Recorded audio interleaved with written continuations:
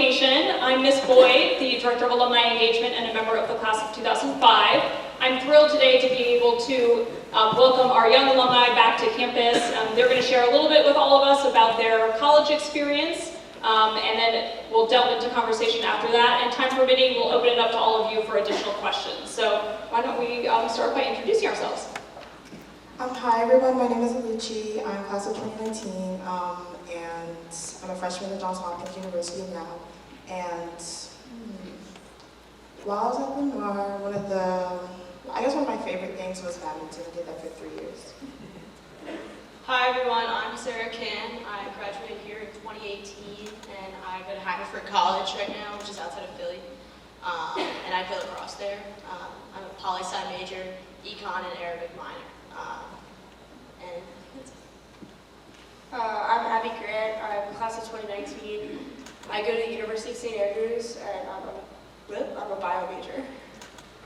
I'm Grace Green. I'm a senior at Goethe College. I'm class of 2016 from Bryn Mawr, and I'm a science major and a legal studies minor. Awesome, thank you guys. So just to get started, what was your transition from Bryn Mawr to college like? And that could be academic, social, anything else that is meaningful to you. Well, mine was pretty big because in addition to just starting college, I was also moving to a new country. So I had to get myself a new bank account, get a SIM card, in addition to having to get all of my things over there, which was a lot. But it was honestly not as hard as I thought it would be. People talk about sort of like leaving home all the time, but it was really nice to sort of have a space that was mine and to get some like independence. So it was really nice. I think for me it was a little different also because I played a sport. So there are 8 other people in my lacrosse class, and so like I had immediate teammates and friends. That was really nice, and definitely like some advice is like definitely getting involved with things immediately is something that's really helpful unless you have like a really small first year hall. But I definitely think like getting involved in a group like that provides like a close group of friends, and definitely something I learned here was like an appreciation for sisterhood and like the importance of having close female friends, and that's definitely something that lacrosse has provided for me. And something that Sarah and I were talking about, both of our colleges are consortiums, so meaning that it's similar to the tri-school, where you're taking classes and you're interacting with people from other schools. Mine is a consortium of 5 colleges and then 2 graduate schools, and so we get to take classes and eat meals and just have social life at other schools, and so that was really helpful for the transition, especially having at Bryn Mawr, having some familiarity with taking classes at Gilman, taking classes at Bone Park, and having those students come to my classes. That was pretty much exactly what my classes were like in college. So that was really a great aspect, and I really appreciate that at Bryn Mawr. My transition into college was really smooth, especially socially. Over the summer I did a 5-week summer program, which I highly suggest you do if you have the opportunity with your school. So I came in with kind of like social networking leverage in a way, because I knew at least 50 people, which is really helpful. You come in and you don't feel lost because you have legitimate friends. And but academically, I came in strong. However, college is college, and balancing everything is a little bit hard. And it's my first semester. I did not know what I was doing. So yeah, but it was fine. Just make sure you try and find ways to connect with people beforehand. So no one really, besides Luigi, no one really commented on sort of the academic transition, and I'm wondering, I know earlier we talked about the importance of office hours and, really having learned at Bryn Mawr about the importance of self-advocacy. Can you guys talk a little bit about what that experience has been like for you at school?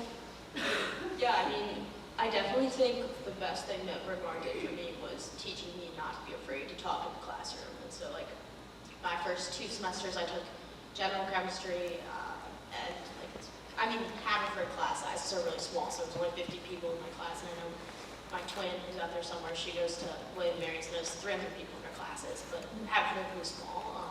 And even though like there's 50 people in my classes, which is usually double, triple the size of Bryn Mawr, like I definitely felt comfortable if I had questions, being able to ask them during class. And I think like I'm not someone that's like afraid of asking a question, even if it might sound stupid, which I think Bryn Mawr taught me in a lot of ways, and I think like being able to reach out to professors who are at the college level or publish multiple journals and like have degrees from all these crazy places, and I think like being able to talk to other human beings like they're human beings and not like they're gods, I think was something that Bryn Mawr did for me in a lot of ways, which was really helpful.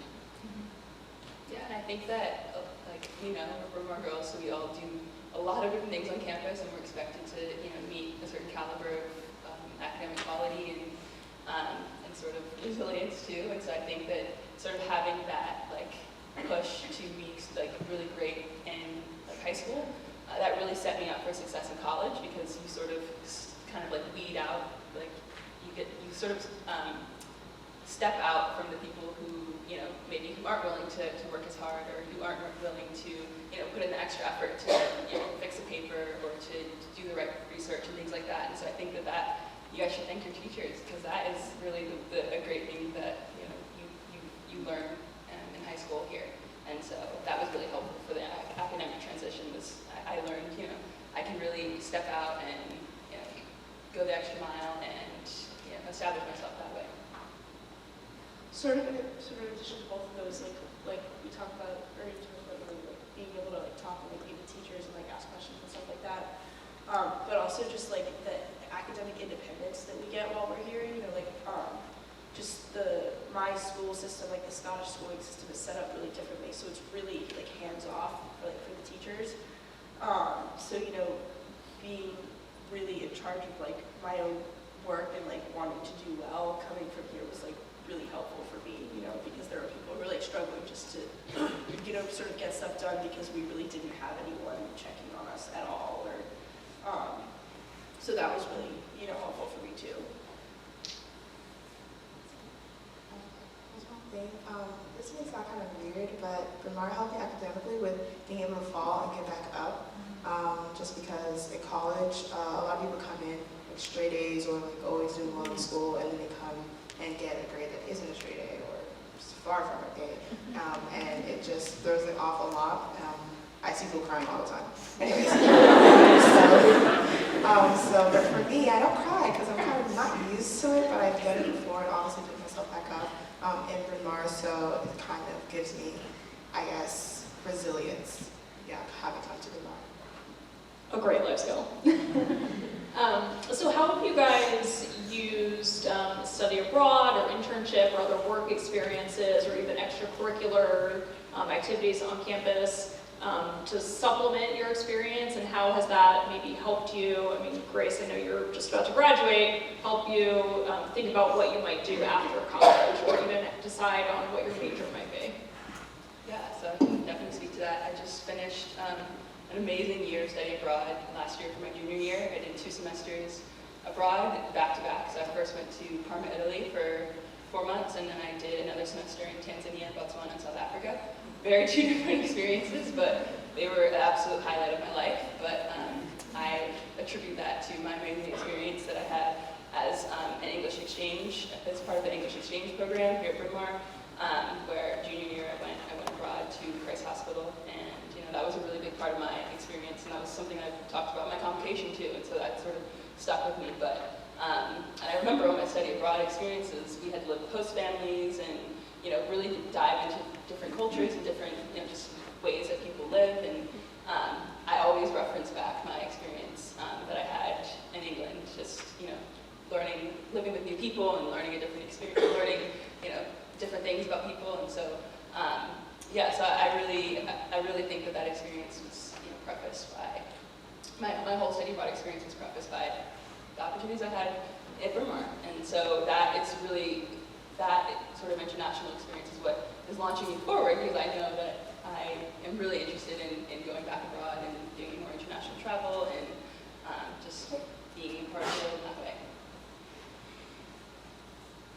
Yeah, so having for not go across, I have the opportunity to go abroad. Just like thinking about, I like college a lot. I don't really want to be away for a full semester, and then also like with the cross, missing a whole semester can be kind of difficult. So I'm actually going to go abroad this summer, and I'm choosing between 2 programs, one in Israel and one in Jordan. And actually, so in college, I have a 2-semester language requirement, which can a lot of schools either don't have one or like a pretty small one.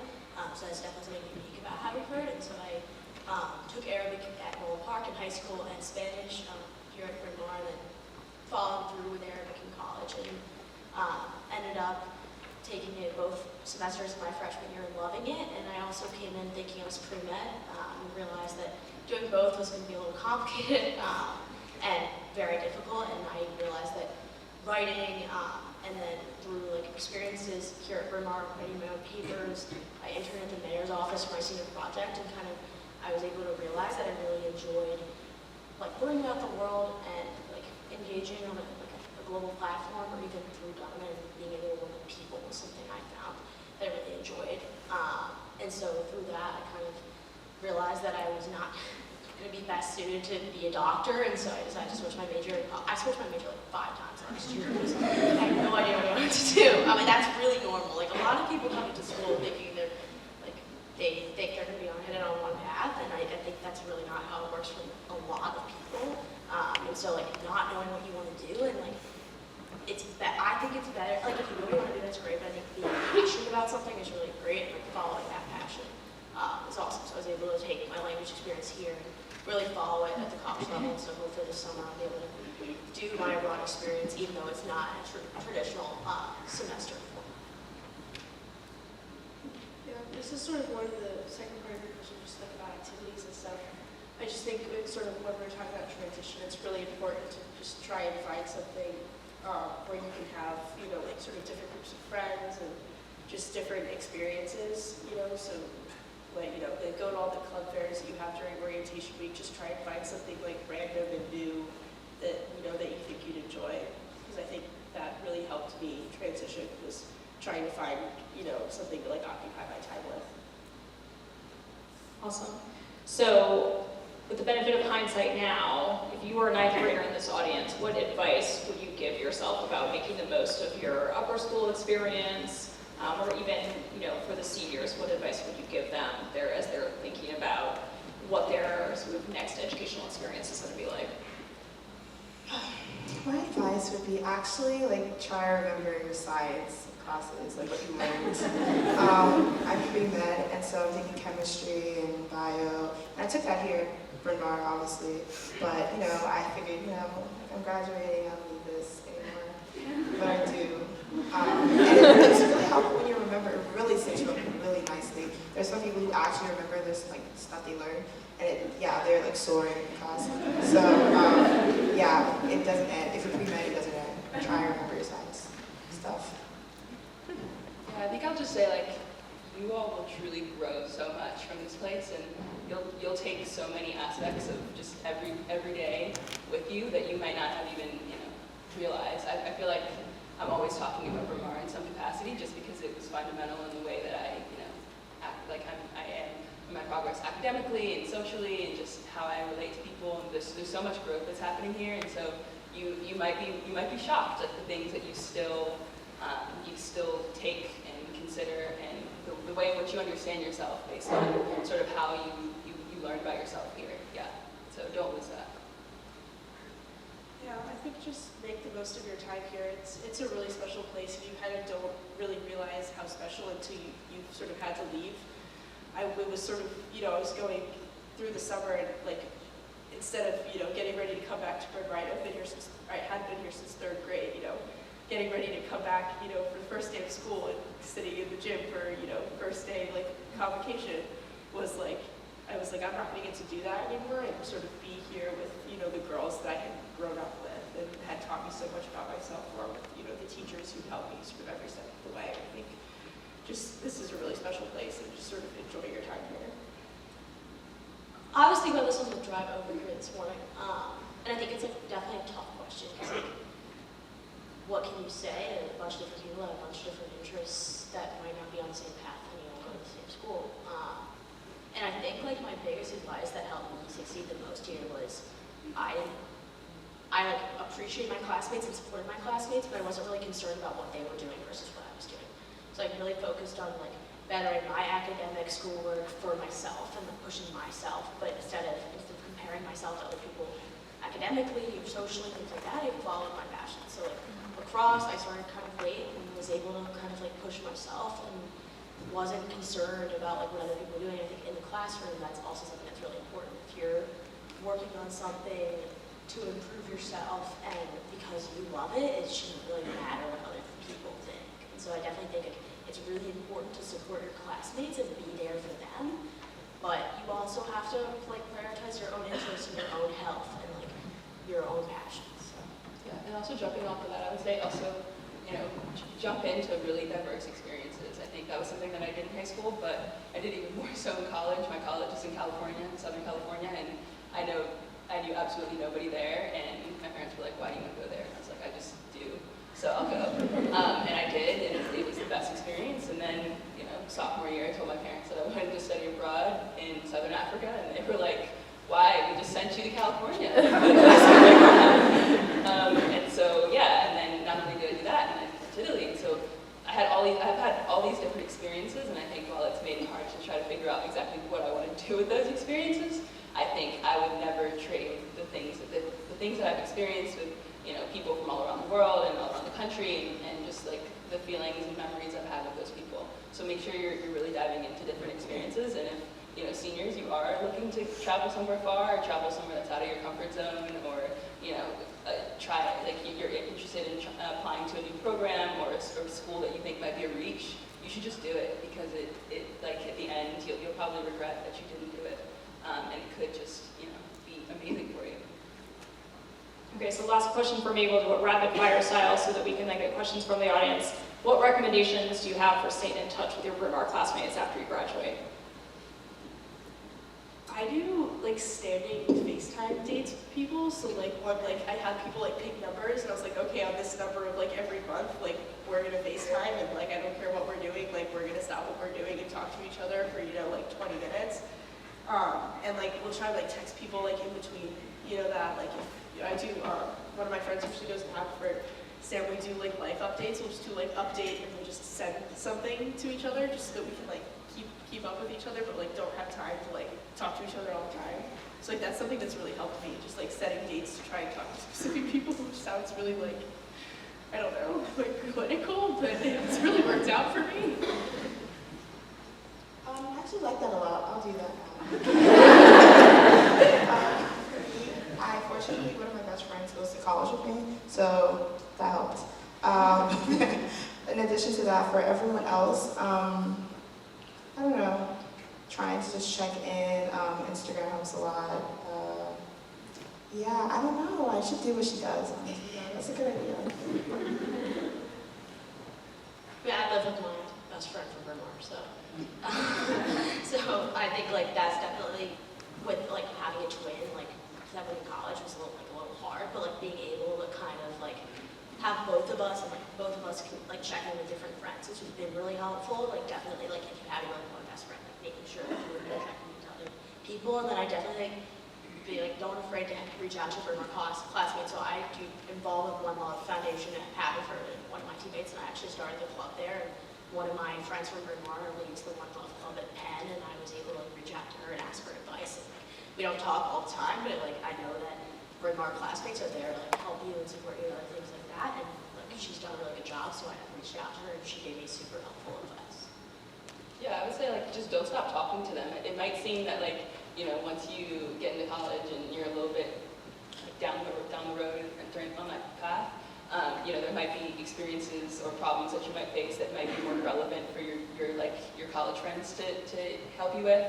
But what you'll find is that I think when you've had friends, like I've been here since the 3rd grade, so I've had friends since literally 7 years old, and those friends really can help ground me when I'm going through a stressful situation in school or in friendships at college or things like that, or even trying to make big decisions. Like again with abroad, my friends were like, you've always wanted to go abroad, so like my Bryn Mawr friends, so you should do that. That's something that they saw in me, in middle school, and so having that ground from the people who have been with you, like from I guess 8 to 3:30 every day, like you really need their perspective. So just don't stop talking to them. Just really quickly to add something too, is like just because you don't talk to someone like every day or every week like you used to doesn't mean you guys aren't friends anymore. Like people, like, we all have lives now, which is crazy, but we all have different schedules, you know, like, people are in class at different times of the day. I'm dealing with a 5-hour time difference, so, like, talking to people, like, all the time is really hard. But, like, I know that, like, I can just text someone, like, out of the blue and be like, hey, I haven't talked to you in forever, how are you doing? And, like, they'll, like, respond with the same enthusiasm because, like, we spent so much time together, like, you know, when we were at school, that, like, the fact that we don't talk to each other every day now isn't going to separate us. Great advice all around. Are there any questions? Got Lexi way in the back. Is there anything that you feel like Bernard didn't prepare you for that you encountered that you wish you had known a little bit about? No?